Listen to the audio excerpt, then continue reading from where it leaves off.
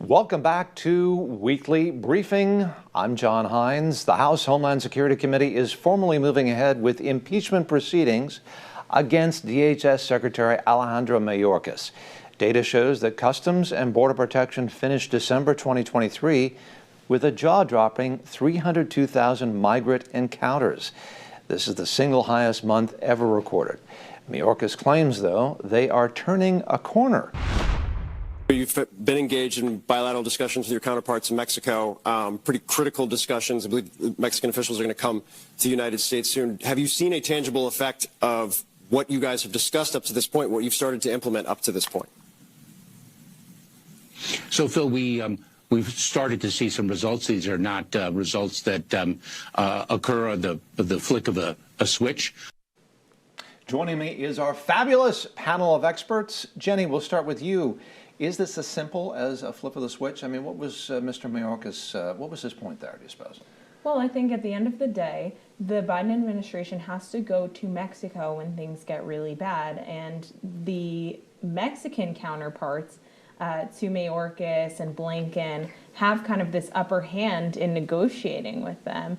And the control of the border right now is effectively up to them. That's kind of what they're conceding, and the numbers are extremely high, as you showed, over 300,000 encounters at the southern border just in the month of December. That is a new record, which we continue to see record-breaking years, but it's the lack of enforcement when it comes to Biden's administration, Mayorkas, and then, of course, this mounting calls for his impeachment that are actually going to be moving along, as you mentioned, in the House starting next week.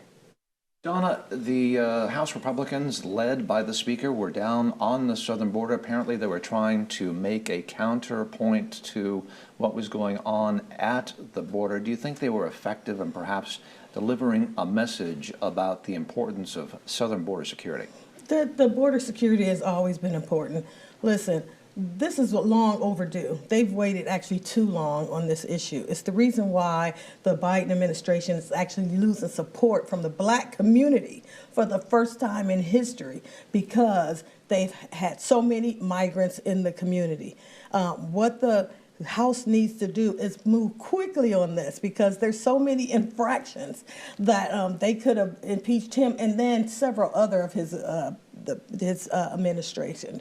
So this is crazy that this has taken this long. Jonathan, it was interesting, the counterpoint, while the Republicans were down there on the southern border, the Biden administration was before the Supreme Court trying to ask them to allow the Biden administration to cut this this concertina wire, this barbed wire that the governor of Texas has put along that southern border, about 100 miles of it. Yeah. Isn't that sort of an interesting optic when the administration says they're doing everything they can to fight illegal immigration, but they're asking the Supreme Court to be able to cut the wire that keeps illegal immigrants out? I imagine that. So the governor, obviously having to protect his residents that are down there on the southern border, had to erect razor wire to keep folks out. And so here you have Department of Justice saying, well, in order for us to provide health care to the migrants that are trying to get over, we need to cut through, and we have too many personnel working on cutting through these wires, so please, Supreme Court, come and intervene.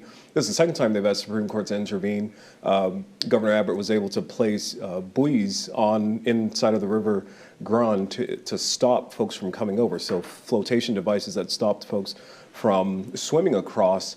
And here you have the DOJ saying, well, these are navigable waters, and we're going to stop the free flow of this river if we do it. So it's an environmental issue. They're taking pot shots at every attempt of this governor to try to protect the citizens, to try to do the job that the federal government is responsible to do to protect our borders. And why it's so important that we move forward with these impeachment hearings is because the government here, these officials, are perpetuating lawlessness. They are derelict in their duty.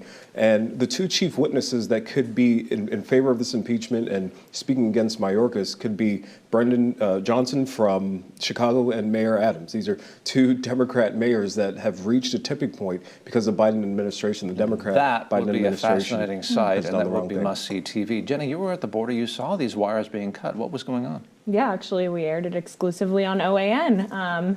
Thanks to you guys, we were able to expose kind of this issue of Border Patrol versus Texas authorities Of course, that's the federal government going against the state. You do have this issue, like you mentioned, navigable waters, and the halfway point within It's the for Rio their safety, Grande. we're told, for the immigrants to keep them safe. Is that right? There's an issue, of course, with crossing there, because once you're halfway through, you are on U.S. soil and must be taken into custody.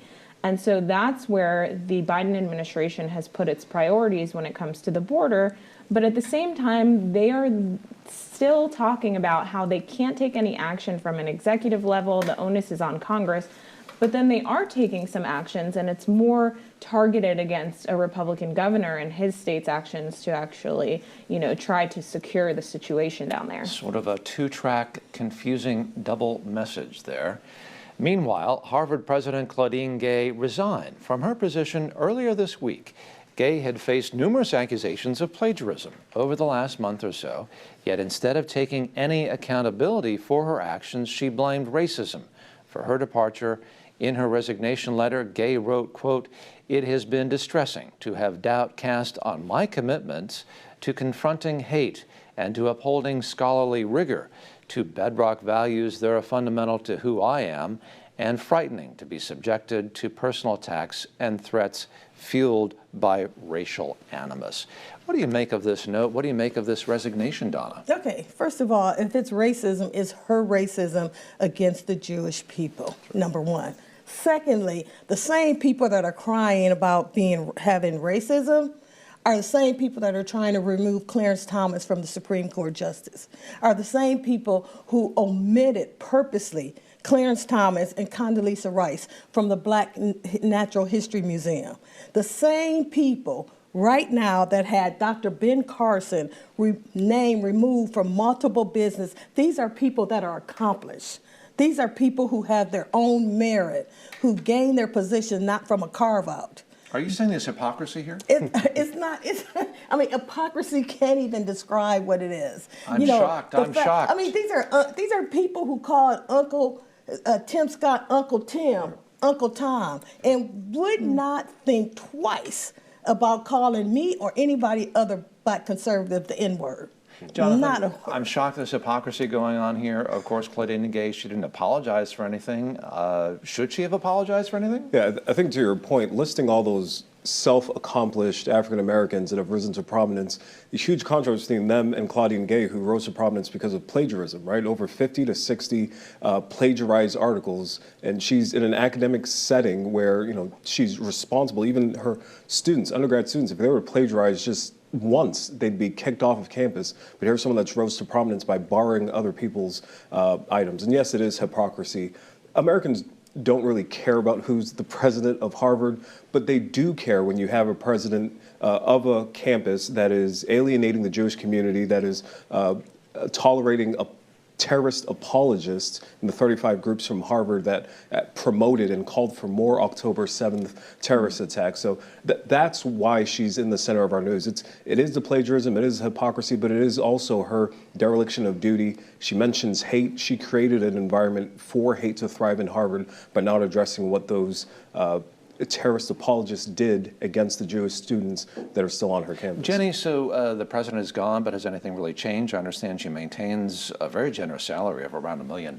So is there anything different? Absolutely. Well, she does maintain that salary. So at the end of the day, she walks away with her cash, and she's still going to be on the faculty. She'll still teach and whatnot. Right. I'm sure that she will become, someone prominent in the media circuit, right? Of course, which is something we kind of see when it comes to these things. But at the end of the day, this started because during congressional testimony, she was, refused to kind of say that it calls for the genocide of Jews and that are happening on her college campus by students that are alienating Jewish students, that she refused to really say that violates her university's policy. So that's really what this comes down to. And then, of course, due to the great work of Erin Sabarium at the Washington Free Beacon, we found that she's also a serial plagiarist, which is in violation of her university standards.